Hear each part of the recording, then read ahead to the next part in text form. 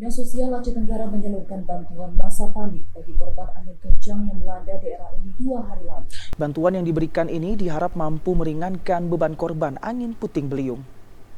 Dinas Sosial Kabupaten Aceh Tenggara salurkan bantuan masa panik bagi korban angin kencang.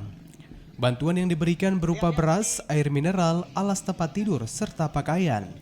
Selain bantuan berupa bahan pokok disalurkan, pihak Dinas Sosial juga menyerahkan bantuan berupa seng untuk memperbaiki rumah warga yang rusak serta tempat ibadah yang terkena angin kencang. Kepala Dinas Sosial Aceh Tenggara Bahagiawati mengatakan sejumlah warga terdampak angin kencang diantaranya di Kecamatan Lawe, Sigala-Gala. Menyalurkan bantuan masa panik kepada khususnya korban bencana. Yang pertama tadi adalah di desa Turutung Payung Hilir, di mana ada satu korban yang meninggal dunia karena tertimpa pohon pinang ketika pulang dari mengaji. Sudah kita salurkan juga bantuannya, dan kita juga sudah membuat koordinasi dengan Dinas Sosial Aceh agar nantinya korban bencana yang meninggal dunia tersebut mendapatkan bantuan santunan.